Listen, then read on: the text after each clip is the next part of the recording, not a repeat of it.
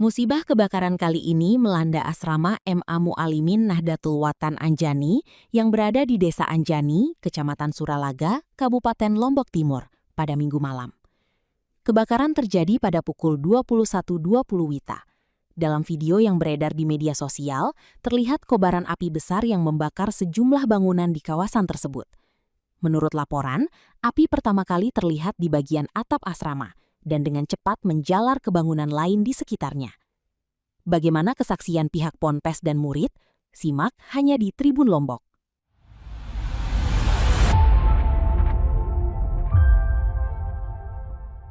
Dan tadi malam yang terbakar tadi malam itu sebenarnya kan tidak lama juga ya, hanya beberapa saat, dan berhasil dipadamkan sama pihak damkar.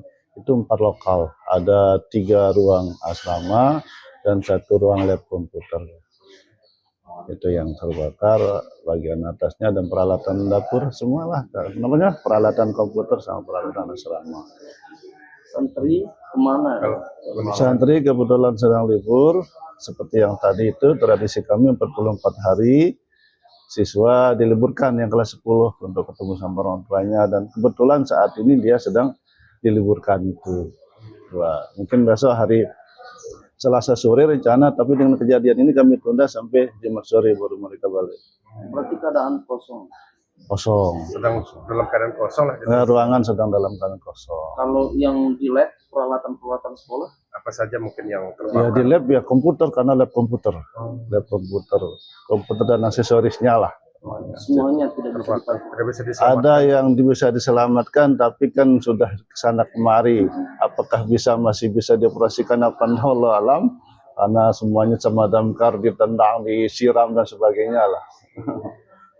Jadi kami anggap rusak lah, walaupun tidak kena api gitu. Kalau terkait dengan ini Ustadz, mungkin ada alternatif lain gitu untuk santri-santri ini di asrama, ada ruang darurat atau apa? Iya, kebetulan tadi malam selesai kejadian, ketika api sudah kami bisa atasi oleh damkar, kami langsung rapat kilat, baik bersama pengurus yayasan via Zoom, kemudian langsung bersama dengan guru-guru, pengurus asrama dan semuanya. Kami sudah siapkan lokasi untuk pindahnya. Cuma karena peralatan fasilitas di asrama itu yang memang juga terbakar, jadi kami sedang persiapkan itu. Berarti termasuk kasur, tempat tidur santri? Iya, terbakar, itu makanya jadi sekarang itu yang kami sedang siapkan. Kalau ruangan insya Allah sudah siap. Satu ruangan berapa anak atau berapa santri yang 20. 20. Jadi yang tinggal di tempat yang nginep di tempat yang terbakar ini 60 orang.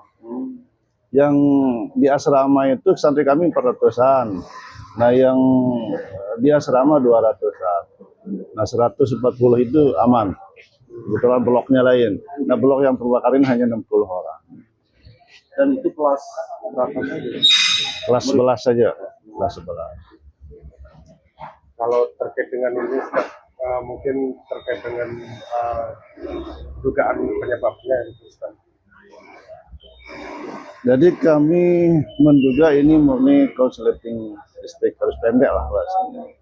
Tidak ada bangunan lama, tapi masih bagus lah huruf ukuran kami yang di pesantren.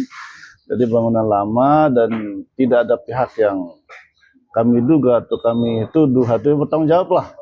Ini murni kecelakaan.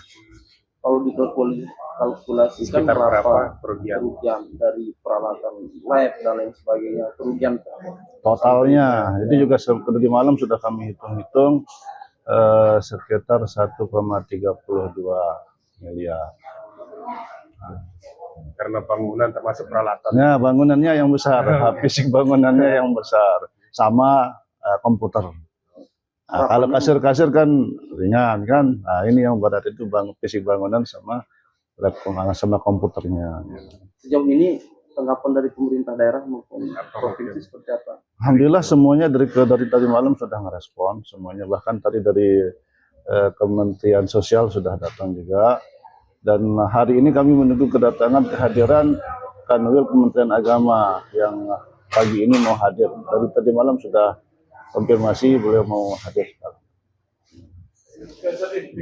Dalam lemari itu sudah hancur semua dia dikit kayak gini. Oh.